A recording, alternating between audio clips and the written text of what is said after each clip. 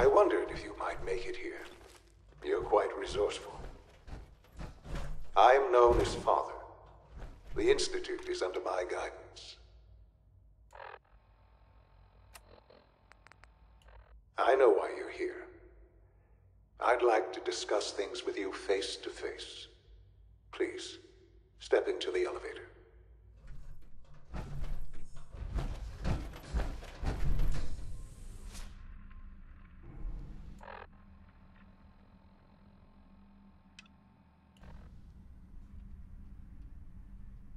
I can only imagine what you've heard, what you think of us. I'd like to show you that you may have the wrong impression. Welcome to the Institute. This is the reality of the Institute. This place, these people, the work we do. For over 100 years, we've dedicated ourselves to humanity's survival. Decades of research, countless experiments and trials, a shared vision of how science can help shape the future. It has never been easy, and our actions are often misinterpreted by those above ground. Someday, perhaps, we can show them what we've accomplished. But for now, we must remain underground. There's too much at stake here to risk it all. As you've seen, things above are unstable. I'd like to talk to you about what we can do for everyone. But that can wait. You are here for a specific, very personal reason. You are here for your son.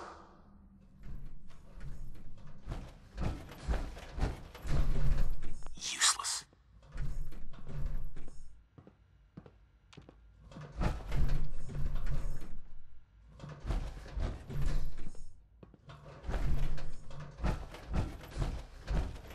Only opens with a key.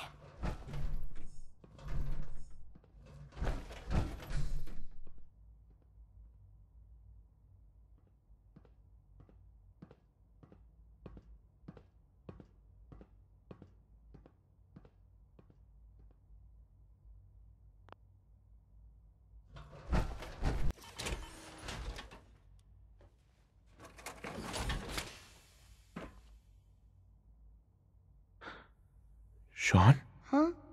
Yes, I'm Shaun.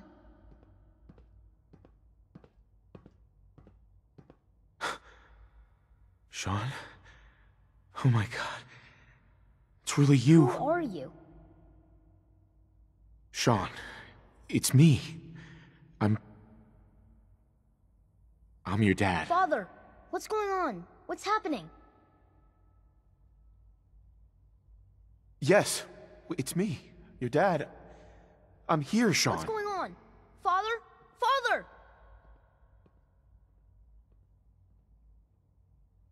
Shh. It'll be okay, Shaun. I'm here now. I don't know you. Go away. Father! Father, help me! There's someone here, help me! Damn it. Shaun! Open the door! Father? Father, help me! He's trying to take me! Father? Father, help me! Shaun.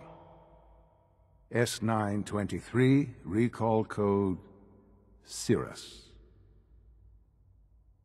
Fascinating, but disappointing. The child's responses were not at all what I anticipated. He's a prototype, you understand. We're only just now beginning to explore the effects of extreme emotional stimuli. Please try and keep an open mind. I recognize that you are emotional, and that your journey here has been fraught with challenges. Let's start anew. I am Father. Welcome to the Institute. Father? That's your name? Your title? Father is my unofficial title. It's what I've come to mean to the people of the Institute, just as you mean to your son, to Shaun. I'll make this very simple. Where is my son? He's here, in the Institute. Closer than you think. But I need you to realize that this situation is far more complicated than you could have imagined. You have traveled very far, and suffered a great deal to find your son. Well, your tenacity and dedication have been... It's good to finally meet you, after all this time. It's me. I am SHAUN. I am your son. How is that even possible? I know this is a lot to take in. In the vault, you had no concept of the passage of time. You were released from your pod and went searching for the son you'd lost. But then you learned that your son was no longer an infant, but a 10-year-old boy. You believed that 10 years had passed. Is it really so hard to accept that it was not 10, but 60 years? That is the reality. And here I am, raised by the Institute, and now its leader.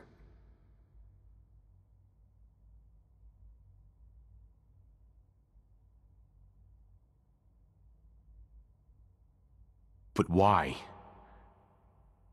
Why take a child? Why take you? Ah, now that's the question, isn't it? Why me? At that time, the year 2227, the Institute had made great strides in synth production. But it was never enough. Scientific curiosity and the goal of perfection drove them ever onward. What they wanted was the perfect machine. So they followed the best example thus far. The human being. Walking, talking, fully articulate, capable of anything. So the weird science experiments needed specimens. That's why they took you. In a manner of speaking. Yes. The Institute endeavored to create synthetic organics. The most logical starting point, of course, was human DNA. Plenty of that was available, of course. But it had all become corrupted. In this wasteland, radiation affected everyone. Even in their attempts to shield themselves from the world above, members of the Institute had been exposed. Another source was necessary. But then the Institute found me, after discovering records from Vault 111. An infant, frozen in time, protected from the radiation-induced mutations that had crept into every other human cell in the Commonwealth. I was exactly what they needed.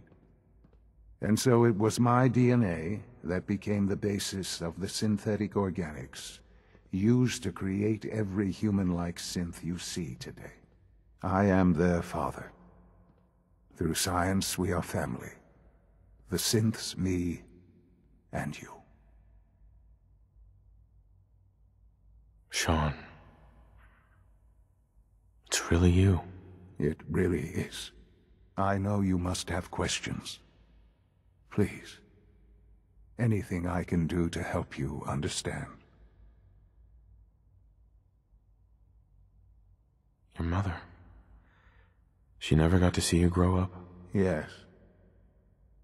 What happened to her was... I've gone over the records of the incident, of course. It seems her death was an unfortunate bit of collateral damage. Collateral damage? Is that all she was to you? I forget that it's been such a short time for you. I don't have any direct memories. And I've had my entire life to cope with the loss. Has it always been easy? Of course not. But I've done my best to move on and live my life. For many years, I never questioned who my parents were. I accepted my situation, and that was that. With old age comes regret. And asking what if more often. But What matters now is that you and I have a chance to begin again. What else can I say to ease your mind? So you're in charge of the Institute? I am the acting director, yes. I spent decades working to reach this point. It's a responsibility I take very seriously. The Institute. It's important. It really is humanity's best hope for the future, no matter what those above ground might think of us.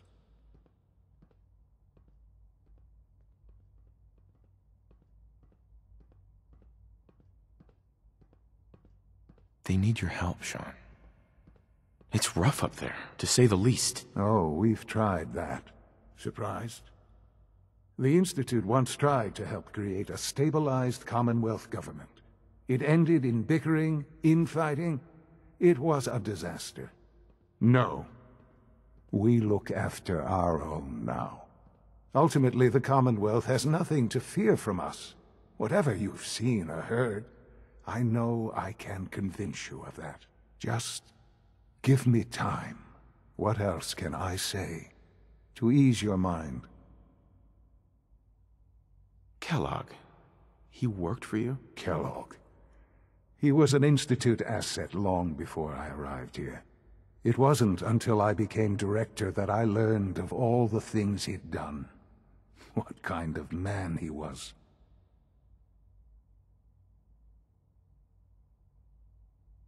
You knew the man was a psychopath, but you used him anyway? Would you have preferred that I turned him loose on the Commonwealth? At least keeping him on a short leash kept the collateral damage to a minimum. The Institute took advantage of Kellogg's vicious nature. I will freely admit that. Institute technology prolonged his life, and his usefulness far beyond any normal human lifespan. He never failed the Institute, but his cruelty became more apparent with every completed objective. I won't lie. It's no coincidence your path crossed his. It seemed a fitting way to allow you, us, to have some amount of revenge. I know there's more for us to discuss, but the Institute is on the verge of some important breakthroughs. Your presence would be appreciated as we approach them. I've been a part of something amazing here. I've helped to build a life for myself and the people of the Institute. And now, after all these years, you have an opportunity to help with that. Doesn't that intrigue you? Isn't that what you want? Maybe. I don't know. This is so much to take in. I know. And I am sorry. You have been through so much in such a short time. The Institute can provide a better life than anything above ground. You've been in the Commonwealth. You've seen what it's like. I assure you that you are better off with us. I don't know what to do. I realize that. It's why I'm trying to help you. I hope that you can see that rationally. The Institute is the only thing left in the world that is worth being part of. I simply ask that you give the Institute, me,